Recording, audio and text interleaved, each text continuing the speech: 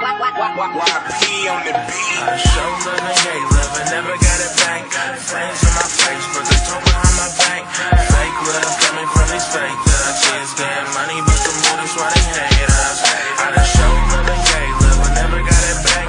Flames in my face, but they talk behind my back. Fake love coming from these fake thugs. She's getting money, but the motives why they hate us. I done show love to folks, but they never showed it back. That's why I talk a lot of shit, and I never hold it back. I done fronted on some work, and they never paid it off. Had to catch them in the wind, had to break their ass off. Like, I done cut some people off, they was a waste of time. And you can do that on your clock, but you ain't wasting mine. Time is precious, I ain't trying to waste a minute of it.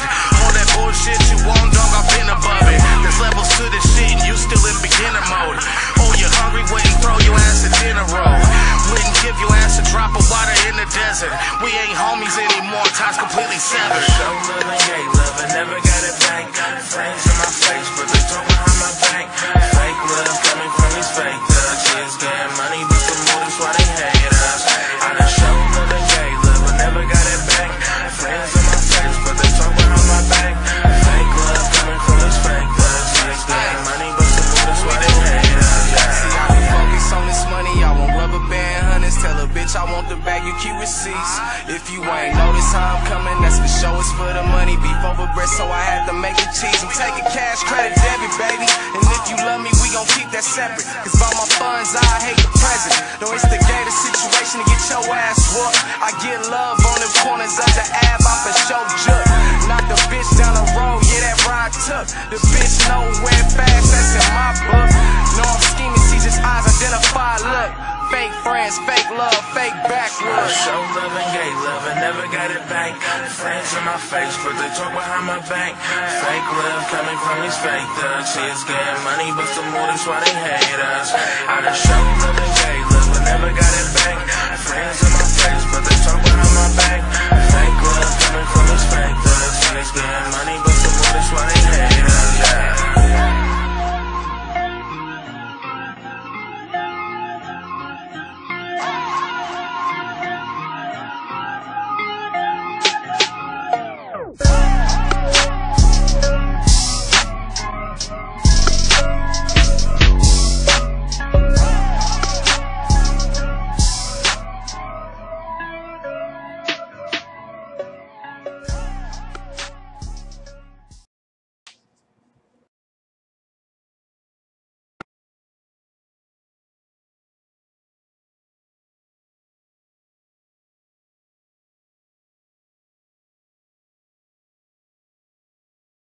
Ladies and gentlemen, we'd like everybody here to come up, and if you're sitting, if you could please do us a favor and stand as we introduce Letty Avalos to sing the national anthem.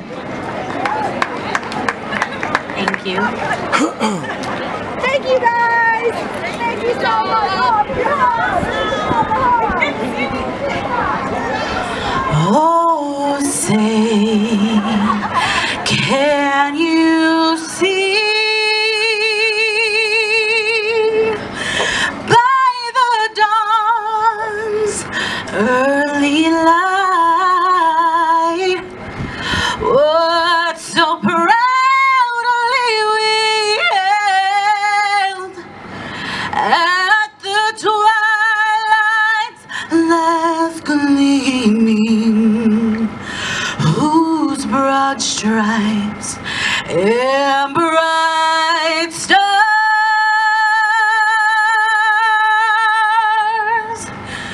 through the perilous fight o'er the ramparts we watched were so gallantly streaming.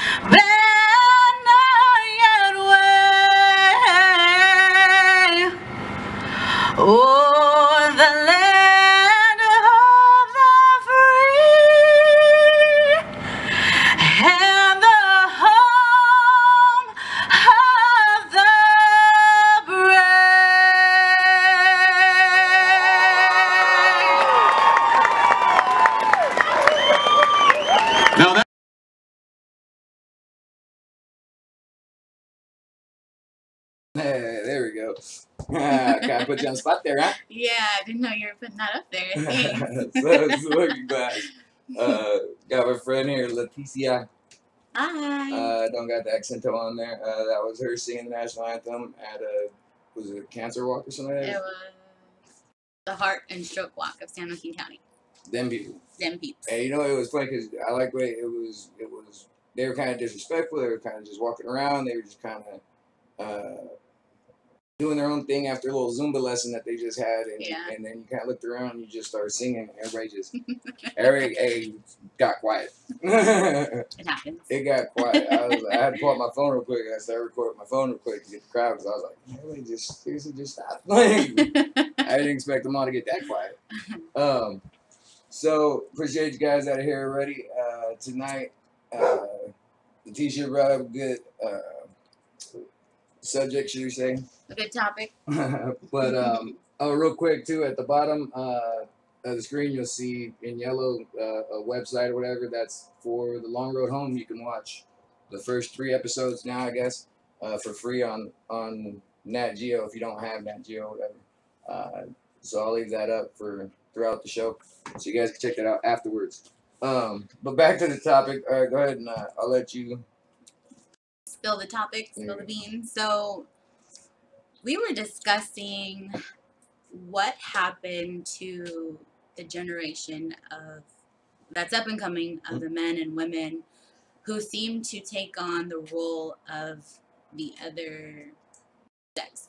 So we were having a conversation earlier along the lines of, you know, why is it that so many men out here in this world can't seem to just get it together and go do things that men are supposed to do? Like, he was... And I know for, like, since I've been dating again, since I got out of my marriage, I found a lot of women that I cook better, that they don't even know how to bake. Like, and I mean, it's not my fault that I can put a Harley together and I can bake a cake. Like, it's not that hard. Neither one of them are. It just takes a little bit of effort, but people, I don't know what it is what limits people. And I know the school system's partly to blame, because I know, like you said, there's no home ec anymore. There's no auto shop really anymore. And if there is, it's very limited. It's very sheltered in what they're able to do. Because I've heard so many parents tell me that their kids can't do so many things. They're just like, oh, my kid can't do blah, blah, blah, blah. You see my daughter, she cooked full course meals from scratch. Like, at a young age. At a very young age, because they're very, very capable. Yes. I mean, there's like child labor laws for a reason. We used to work like little animals, so those don't you apply gotta remember that. You gotta remember that. Oh look, Lacey Rico. I see Lacey Rico tuned in. She was supposed to try to call in one time. She tried to Skype in all mysteriously. It didn't work. She couldn't hear me every time I'd say something. But it's all right. I appreciate the effort. But yeah, so I've noticed, and I've seen a lot of guys where you'll see the female putting air in her tire, or working on her car on the side of the road, and dudes are just sitting there passenger, complaining about how long it's taking. I was one of those females not too long ago that was I was changing the oil on all of our cars and rotating all of our tires, and just doing the most that I was taught growing up, because my dad didn't want me to be a damsel in distress on the side of the road. I wasn't allowed to get my license unless I knew how to change a tire on the side of the road. And those were just standards that my dad and my brother taught me growing up, because they didn't want me to fall subject to, a bad situation. I was raised, we had to learn how to drive a stick, which I know sticks aren't as relevant anymore. They're not, you know what I mean?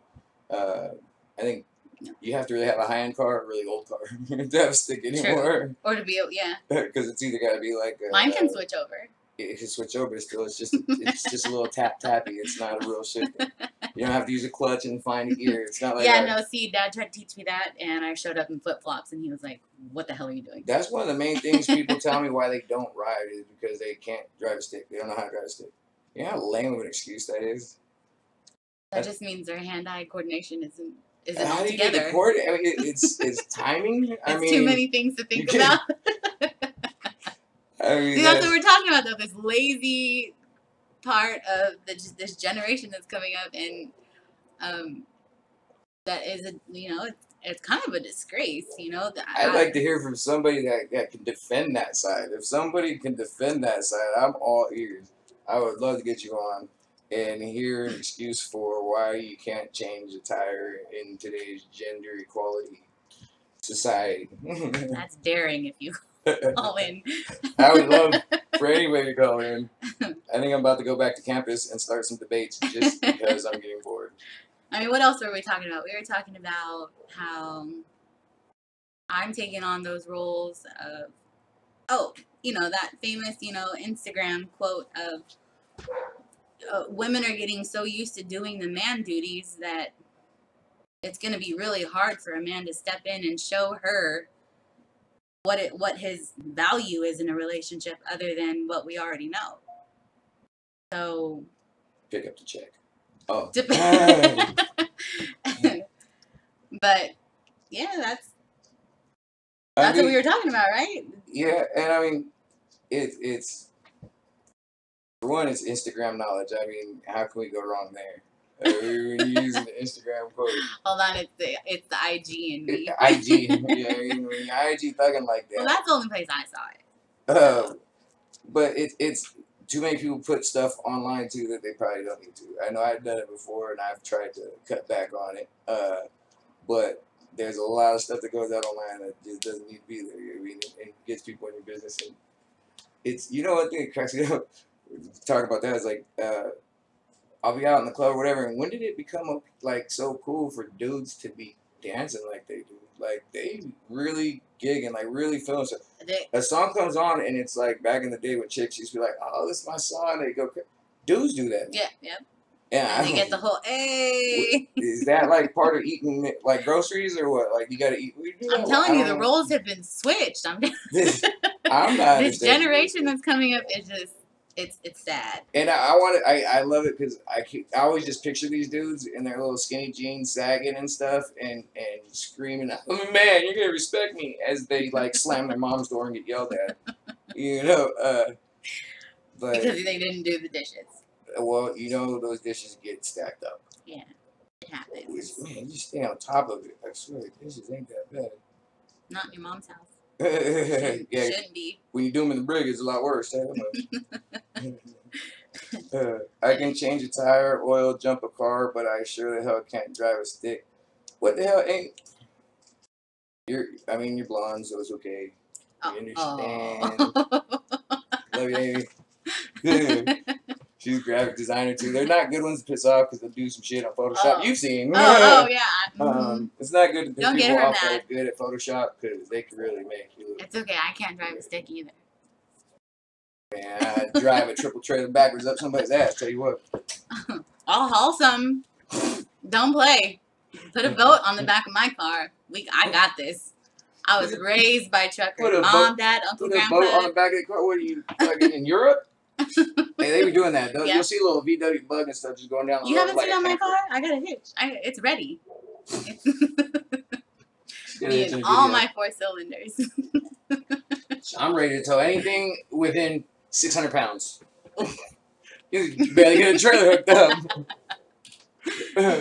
Oh, you know, hey, Maria's on. Oh, there she is. I seen she said something about her dude got in an accident or something. Hope yeah, he's in recovery mode. He's okay. Yeah, is he need some Scooby Band-Aids or what?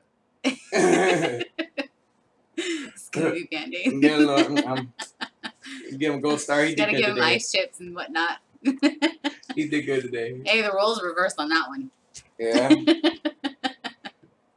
These things happen, man. Oh, you know what? I had that little emoji bar thing going. I should get that going again. That thing's cool. I like when the little faces go across and stuff. I like that too. Where'd it go? Mm-hmm.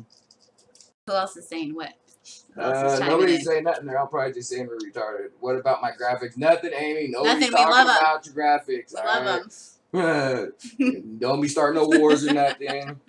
Claudia. Hey, what's up, Claudia? Hey, so Claudia, you could probably attest to this about, we're talking about guys and not being able to really fulfill the masculine role that we know it today, or as it used to be.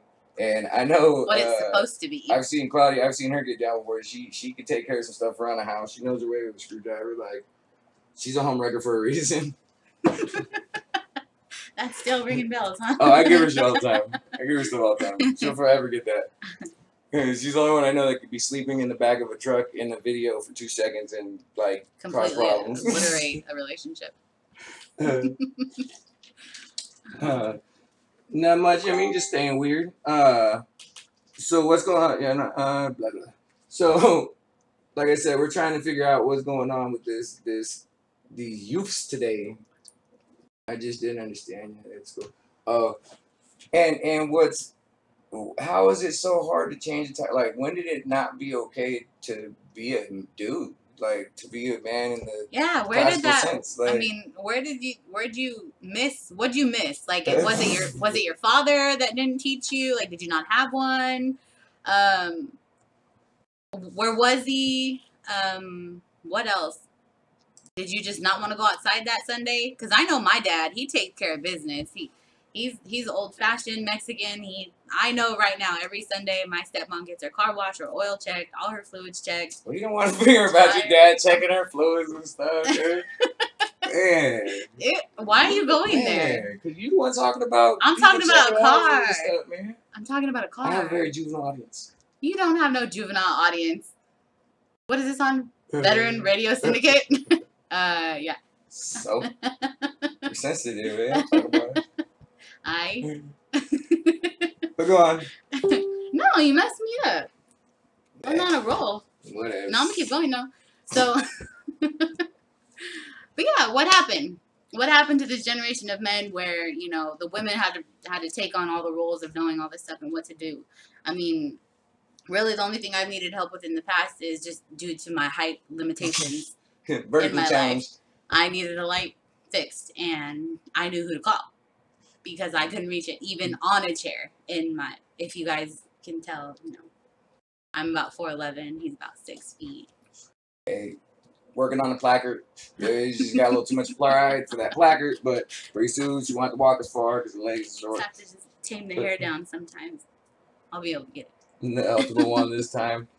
Yeah, I hope so. And there's been a lot of accidents. I know I've almost been hit off my bike a few times lately, man. People need to realize people do still ride right now. Yeah, man. People keep running through stop signs like it's just a thing to do. And I know you hear me. I know I'm loud enough. What's up, Cuddy? Hey, I need to get you back on the show, man. Who's that? Didn't you just have a surgery or something like that? How'd that go? My cousin, Paul. Oh. I was trying to find the pilot show that I did with them. It was probably one of my best shows ever. And the station that I was on, they transferred over to a new YouTube channel. So like all my prior stuff, like It's gone. It's gone. It's just not up no more. It's been removed because they transferred over channels. A little upset about that. Sorry, I tried to get with them and try to find that episode. But for you guys tuning in, you're especially some of you younger guys. Hey, if anybody's got any type of reason why. Guys ain't 6 foot. Come say that to my face, Mikey. Huh? Come say it to my face. If you guys got any excuses, any reasons why dudes can't do so many things these days, like what are the limitations? Like, my guys in the club used to always call me the hardest stay-at-home mom they knew because I would like make my daughter's dinner and make sure they were taken care of, and then we'd go ride. But I had to do that first. You know what I mean? And it's like, but there ain't nothing wrong with that. Like, why can't dudes do that? Like, I used to get offended when I would be out with my daughter for lunch, and I remember we were at Subway one time, and this older woman comes up to me. She's like, "It's just so great." I was like, "What?" And she's like, "It's just so good to see." I said, "What?" She was like, "Somebody actually being a father."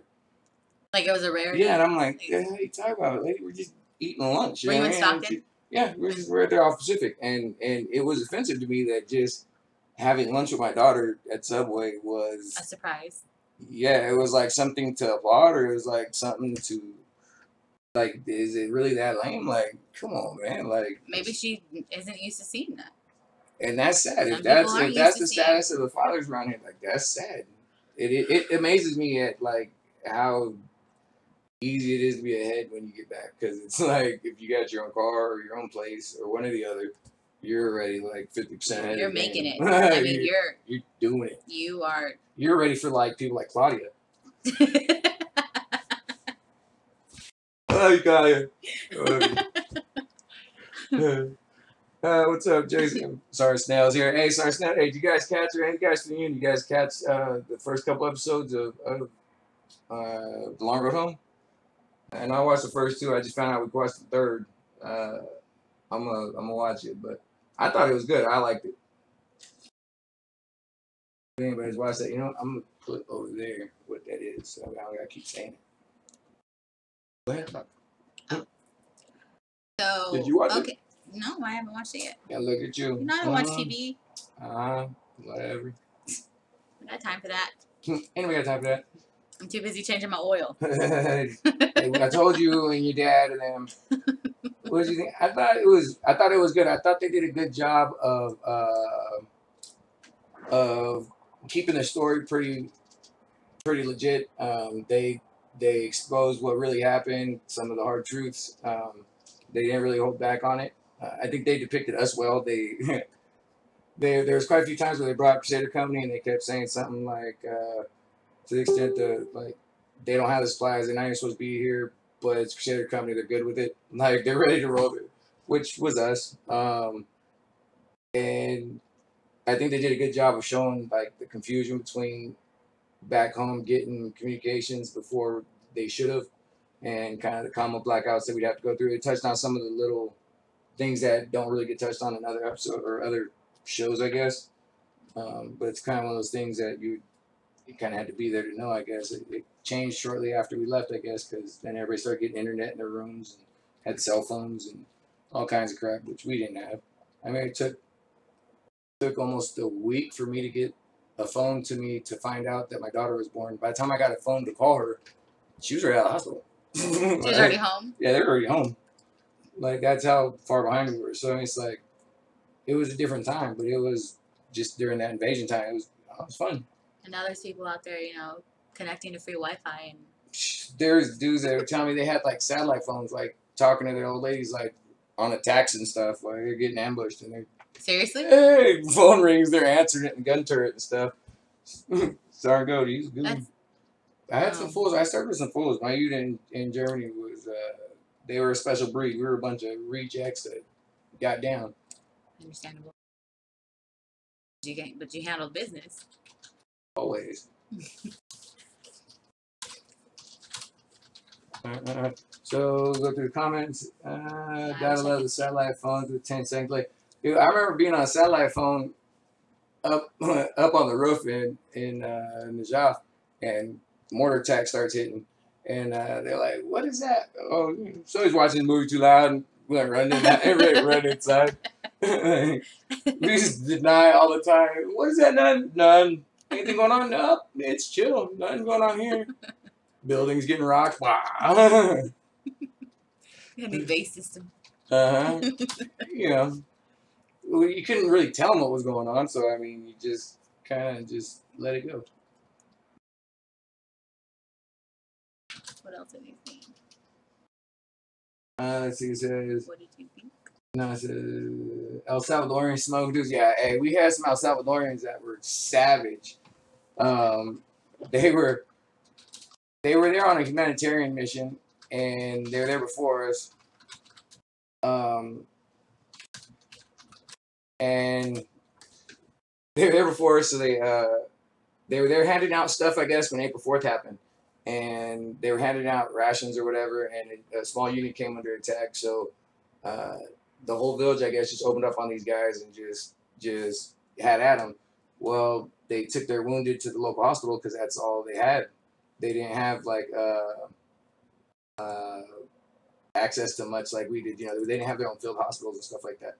So they took them to the hospital, and I think of them, two or three died, and there was only like 2 or 3 left that had took them. Well, they said when they came out of the hospital, there was a bunch of guys waiting for them, and they said they were like, I was like, what'd you do? They were like, we pulled out our knives and we went and seen one. They got home, and they came out, and they just started cutting, and the first couple they said they got, the rest they ran. They said the dudes just, I mean, you see these little angry brown guys coming at you, stabbing stuff. I think that was a smart choice. I would have ran. Alchemy wasn't done that day. He ran. But, and then after that, they weren't allowed to go back out because they, like, got back to the base, told the guys what happened, and these dudes just started, like, pulling seats out of trucks to put more ammo in. Like, they were going to go, like, destroy like there was gonna be nothing left. Like these dudes were savage. So they were like, no, like, grounded them, made them like stay on base. They weren't allowed to leave, and like these dudes would sit up there and they pulled all the guard for us because they weren't allowed to leave. So they were our guard force, and they loved it because they would just sit up there with their machine guns and their sniper rifles, and they would just shoot random times of the day. They would just shoot because they were just pissed and they couldn't leave, and they were just like. Just let them off. Target practice, warning shots, all kinds of excuses. And then like they had this one El Salvadorian sniper up there, and he was bad too. He you ask him, hey, how many people you get, man? A couple. He's real mild. He'd never really say it. He just kind of smirked, and his rifle looked beat. Like, but hey, that dude from like we were a good 2-3 miles from the mosque, and every time we'd get mortared, he'd go up there and he would start shooting lights out at the mosque. Off because they have at the mosque on the minarets they have like these string of light bulbs. And he would just shoot them off, bing, bing, just start shooting light bulbs out. 2 to 3 miles away. Yeah, and he'd wait, and somebody sure she would have to get up there and fix it because they couldn't have their lights. You know what I mean? Not on the mosque. And bing, if dude's knocking lights out, why are you going up your head coming up is just. Come on, and that's like putting a flag up. So we took comfort in knowing at least every time we got mortared, we knew somebody was dying. One of these Salvadorians is gonna kick. Oh in. yeah, and it was like, and it was weird, like the way that we were in this half-built building that we were staying in, and he just happened to be above our area in the building or whatever, and the way the walls were, it like would make this real loud echoing. And every time you shoot, pow, you're like, oh, you don't know. Like, but so was this building halfway built, or was it something you guys halfway blew no, up? it was halfway built. I don't know what it was. It was supposed to be something. It was by a hospital. I know the hospital we blew up, but we took that too. That was like our headquarters building. But in Ramadi, we took over. It was an agricultural school, and we took that over. We lived there. And up in Telfar, we stayed in British Fort, and our blue platoon, they went out. They just took a house. They were like, yeah, this works. This is a good viewpoint. Here's some dinar, get out of here. They're like, just like that? Yep, they're like, all right. They took the money and left. They didn't care. And, you know, we used to think we were helping them out. We used to think we was doing them a favor and shit, throwing stacks at them, but their currency exchange is way different. We gave these dudes nothing. You thought you were just paying them off. Yeah, good, we're giving them, hey, here's a cool meal, bro. You're good. Dude, get 2 Happy Meals with that, man. But it was ridiculous. And then, because they used to tell us, like, during the invasion, oh, if you see people with a bunch of cash on them, they're terrorists. You know what I mean? Sergeant Major Mesa, he'll tell you. And everybody had their cash, because for one, we destroyed the infrastructure, so there was no bank, so there wasn't no place for them to. Debit cards didn't actually work. And they didn't trust anybody. I mean, everybody was running around robbing, looting, so people couldn't just, like, take stuff home and stuff in their mattress, because then they'd never leave, because dudes would rob you. Like, they were robbing pipes out of buildings type stuff. Like, it was bad. So everybody had everything they had on them. So if you were a shop owner and you had to get into work, you were taking your till and everything you owned to work. So we're catching these dudes on checkpoints. Man, everybody's terrorists out here. Like, it's all honest ass people. Yeah, we didn't know no better. We just got, that's like why I say when we got back and we started getting our rules of engagement, like, a couple months after our first deployment, it was like, probably shouldn't. Start reflecting about all that. Yeah, like Russo's, since he's on here, there's this checkpoint we did it was in Diwania when we pushed through this ambush and we broke off the heads and destroyed our trucks. So they were like, they had us secure this town because the Ukrainians or somebody was there and they got overrun and they ran. Mm-hmm. And like this place got hit by naval guns. Like it was a blown out place. Like it was crazy. Well, once we took back the compound or whatever, they wanted us to push out a little bit, set some checkpoints, and just see if we could find any fighters or whatever that were left. Well, we thought we were on a roll. We had a gold mine because we had all kinds of people coming up that were shot, they were wounded. We're like, oh yeah, we know we got you. Our checkpoint was at the entrance of the hospital. We didn't know this. We're ignorant again. We're kids. Our wars are being fought by kids. Like, so we're ignorant, but it was like we pulled this one dude out, and we're like, you know, he kept reaching for his back, and I was like, yo, you reach for that back, yeah, we're gonna shoot you. And he's kind of understanding, but he's not, but he can't stop reaching. So he kind of leans forward, and all of a sudden you see hella blood, and I was like, oh, what the fuck, you know. The whole time Russo, he's sitting up in the front, and he goes, nah, it's cool, this dude, he speaks English. He's English, yeah. He goes, I see, he goes, what's your name? He goes, name. And he's like, I was like, ew. He's like, no, it's good. I'm like, he goes to speak no. And then the dude had this huge mole on his face, and he like looked the other way or something, and my boy was like, mole. He was like, oh. And it was kind of scary, it was freaky, it was a big one. And I'm laughing because the dude's just looking back at him going, Mo, and they're just sitting there going, Mo. And I'm like, speaks English, great English. Hey, and this is during the invasion, like, loaded ass guns, like, pulling these people out of the car, and this dude's doing it. He's now like, he's now an officer now, by the way. He's now an officer, that's what I'm saying. He runs units now and stuff, just saying. See? That generation turned out okay. You know what it was? It was the generation that got left behind while you guys were We didn't come out okay. The ones behind us came out worse, so we just look better. It's the ones that stayed civilians understand, I think. Yeah. The ones that didn't go out. I think we just had too much fun and we scared everybody, and they're like, it's okay, do anything, just don't be that guy. Too many people we picked on and stuff, they had kids first, and it's gonna be nice and kinder and gentler. Can't even stomach it. Let's see, we'll go back to the comments. I kind of lost himself. He was training our snipers. Yeah, no, he did. The El Salvadoran sniper did it. We had some snipers come up there real cocky, and they ended up going to him, and they're just like, well, how are you? Yeah, I mean, doing it because he had a nice scope, but at the same time, even with his scope, the ranges he was hitting were undocumented. Like you can't teach that. Like it was his talent. You really have to, yeah, you really have to take into account like the temperatures and the wind changes. And I mean, because you're really adding a lot. You can't, like if you're shooting here, you got to aim over here with the way he was shooting, like with how far he was shooting, because he's really making that round kind of drop in there. It's crazy. And it's amazing to see because I mean, you'd see him shoot and you'd hear it, and then you wait, and then you see somebody fall. like you're waiting, and it's not like boom. It's not like the movies. Like, like if that dude heard the shot, he would probably move, but he's so far away, he's not gonna hear the shot. Like you could be like, "Hey, stupid, run!" He's still gonna die. Right? That's insane. Yeah. It was good time. Good times. The snipers wear diapers. Yeah, see that shit to them. Ooh.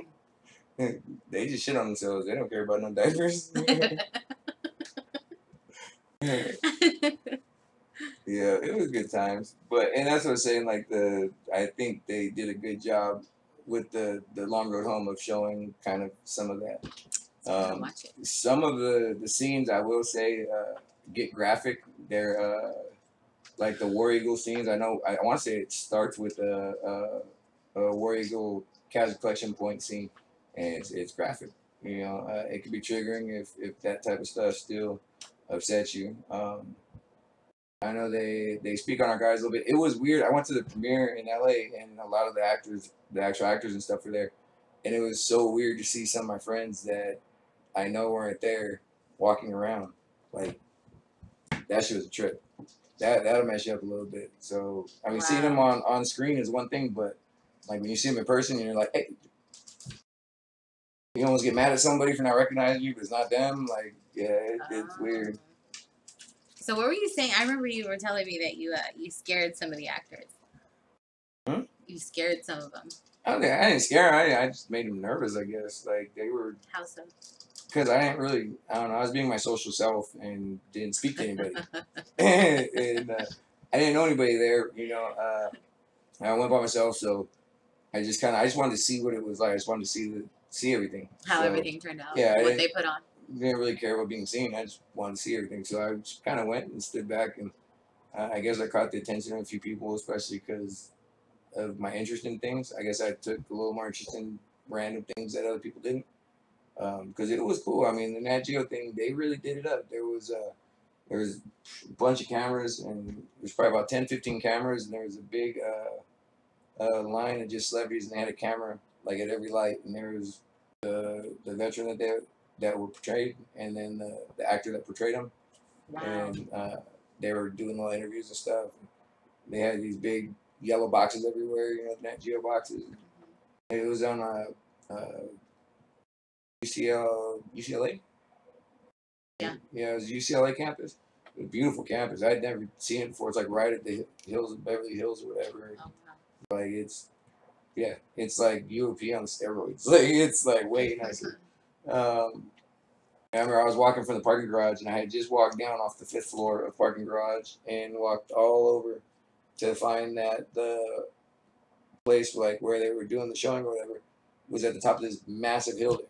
It's like the big hill, and if you've ever been to UCLA, there's a big hill there. You'll know it was at the top of that, which basically was level with the 5th floor of the parking garage. Had I known, I could have just walked across the little bridge, but I had to walk right back up this hill. But you look like you didn't belong there. Oh yeah, it was cool. You know, no, I had a suit on. I suited up again. Yeah, you know, Oh, yeah, that's right. You I went suited in and incognito, That's and right. I suited up. But it was good. It was interesting to see. It was a big event. I mean, afterwards they had this after party, and they had a live band. Craig, they had a live country band, and as soon as they went to break, they went to like Usher. And I'm telling you, every time I've seen a live country band, they go to like R&B, and it's usually Usher for like their breaks, for their interludes, and the boot scooting just kind of slows for a second, and then it speeds up. And it's like they're still line dancing. It's still Maybe there's a connection there. We gotta ask Mike. I don't know, man. Usher, I think he does something to them. Like he touches them. He touches them. I see Sergeant Major. Funny story about Sergeant Major Mesa. He was our command sergeant major for my unit for the invasion and stuff, and he's a small but big in stature guy. He's a big dude, but he's never tall. And I got in trouble. I don't know. It was like right when I first got in country, right when I first got in, and I had talked to him, whatever. We had to do whatever, and afterwards he was like, "Where are you from?" It's awesome. I was like, "California." He goes, "Figures." I was like, "Why?" He goes, "I was a Merced County sheriff before I came in." And I was like, "Oh, figures." And I was like, "Oh." And I'll never forget that because it was like everything made sense when he said he was in Merced County. I caught my first charges in Merced County. Like, oh God, that's so why. like, There's the connection. I was like, it might have been him. Could have. But it was crazy. He was a sheriff before he became in the military, and then he was still sergeant major by the time I met him. So I mean, he's out now. Doing big things. But yeah, that was funny. I remember that. Yeah, I got one of my first. I was probably in country maybe not even a week. It was maybe like 2 days in, 3 days in. I was up on guard post over at Camp Krusty over this little Iraqi guard cell that we had that rarely had anybody in it. And when my relief came to relieve us or whatever, I had to go clear my 9mm, my pistol. And the last step is you pull the trigger. Well, I was being lazy and I wasn't paying attention and I didn't clear my weapon properly. And the guy gave me some stuff and he's like, "Well, why don't you clear it right? Why don't you, finish it?" I was like, "What? Pull the trigger?" He goes, "Yeah." I was like, and I pointed it off the base because we were right there on the edge of the base anyways. And I was like, as smart as pull the trigger. Well, pow, it went off. And I was like, "Oh." I was like, "Oh, my bad." And he was like, "Oh, man." Well, the sergeant that was coming on, he chewed my ass or whatever, and the other guy laughed about it, whatever. And we turned around, and the dude that I had been on guard with the whole time is already on the phone calling back, talking about, "Yep, that was Gonzo. Yep, G-O-N-Z." I'm like, as soon as I got back, man, again, Sergeant Major Wade, first sergeant, like, man. They already knew who you were. Because, like, the sergeant of the guard, he was going around to make sure everything was changing. He just happened to be walking underneath when it happened. And this was during the invasion, so he's like, "Hey, did y'all hear that?" Like, he didn't think it came from us. He was just like, "Did you hear it?" We're like, "Yeah, man, it's close." He's like, "Yeah, stay low." We're like, "All right." Everybody played it all. Everything was good. And then this dude's already back there just, "Nope, yep," making sure he got the social. Like, Jesus, man, you snitch it. It was my guy, too. It was like my platoon. I ain't gonna say no names about driver, though. Oops. Good times. The drunk dudes? What is that? Oh, he's talking about that was like Mike. Mike was one of Mike and Mike's that I used to hang out with in Germany. There was Mike and Mike, Mike from New York and Mike from Boston. So I've heard these names before. and this was when the Yankees and the Sox were in the series. So and in Europe, you know, the game wouldn't come on till 2 in the morning is when it started. So these dudes would like be getting hammered all the way up till PT at 6 in the morning, watching the series, and every morning they'd come down lumped up one of them. You know, whoever's team lost, they'd usually be the one that beat the other one up. Because they would just ride each other and just talk and talk. They were like diehard Yankee Boston fans, so it was terrible. And they both loved to drink and they both loved to fight. So They just drink and fight together. Oh yeah, just with each other. Oh yeah, if we had nobody else, it was each other. It didn't matter. Sometimes we drew people in that way, but yeah. So he was just saying like we did a lot of dumb stuff out there. I remember we had there was a ban on alcohol because it was a Muslim country or whatever, and I was gonna say because you guys were there. no, that came after. Caused all kinds of stuff. No, a lot of it when we were in Telford, the British fort, there was you'd see little redhead white kids running around in man dresses because up north the British when they went in, you know, back in like the 30s, they raped and pillaged so much they like raped their genetics into the culture that bad right there. And I mean these were little Iraqi kids that were doing the little squat and everything in the little man dresses, and they just looked dead off like a little British child. Wow. It was a trip. That was a trip. You got a commercial? We can, but let's see. We go to commercial real quick.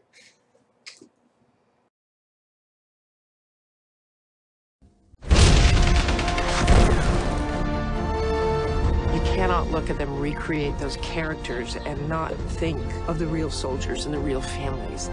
This is a project that actually cares about telling the story right. It's been an incredibly massive operation here in Fort Hood. This is, in fact, the largest set in North America operating today. I think it's a real privilege that we're able to be a part of this project. All the actors, they want to get as much correct as possible. I owe it to them to do this the best that I can, because the country should know.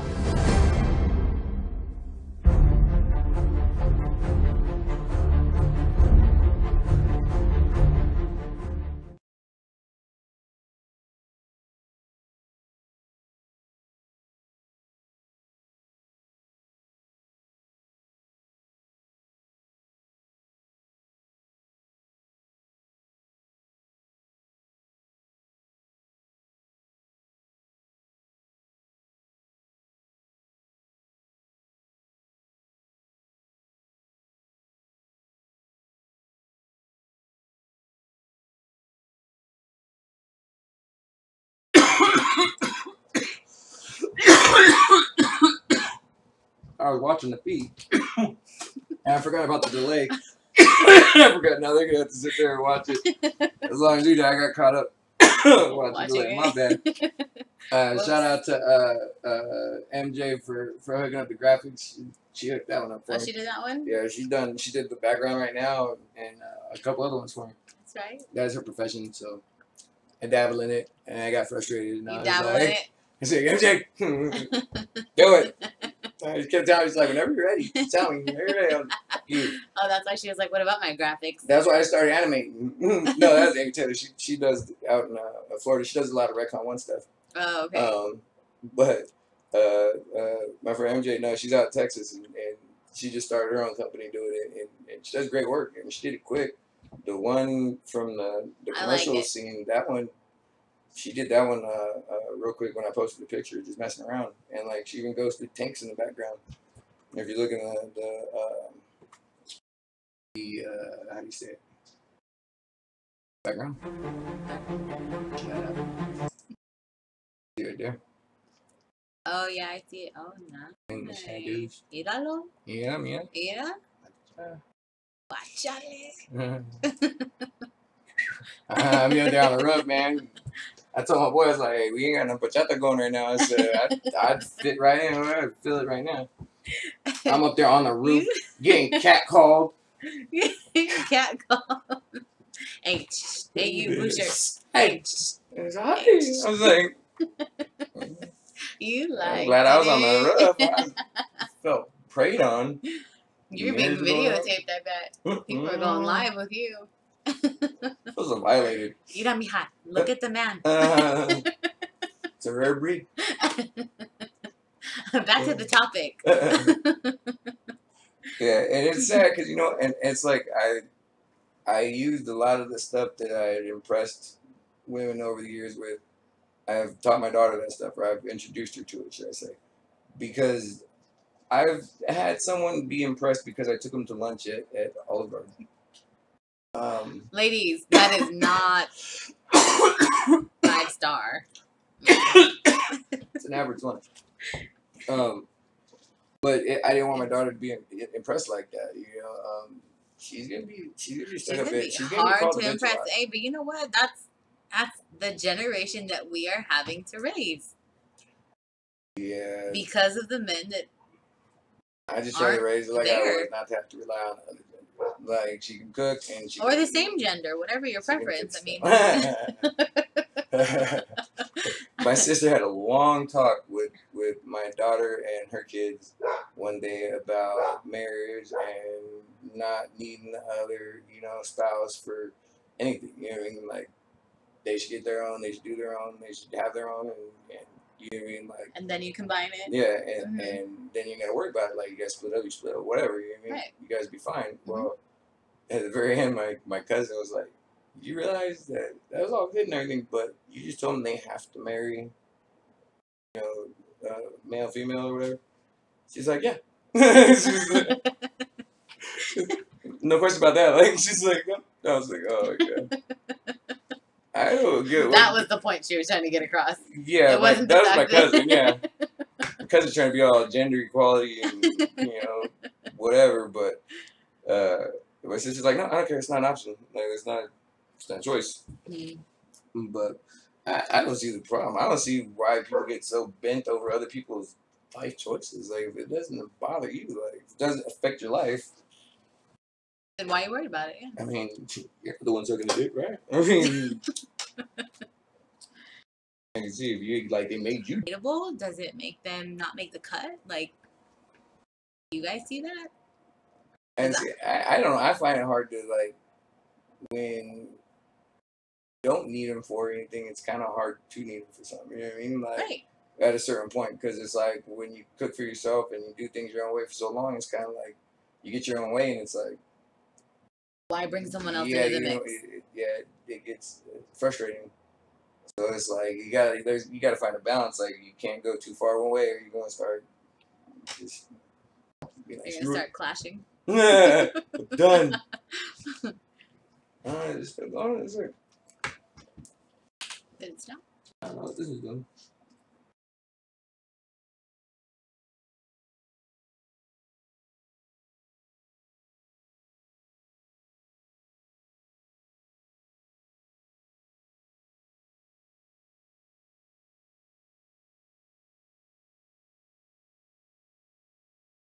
I mean, you're the ones sucking the dick, right? I mean, anyone comment? Nah, it lost people, so it's probably a good time we cut it out. Okay. So, hey, appreciate it if anybody's still there. I don't know. It's kind of acting out. This is how PC used to. Alright, so appreciate it. Appreciate you coming on. Actually, you know, I'm gonna go out to you singing that anthem again. Can we not? No, that's happening.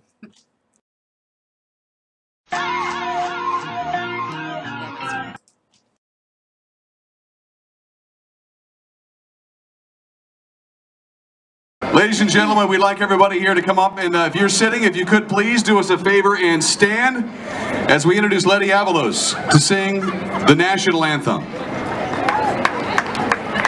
Thank you. Thank you guys. Thank you so much.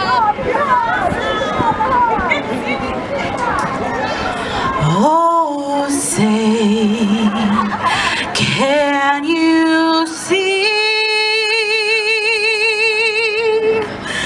by the dawn's early light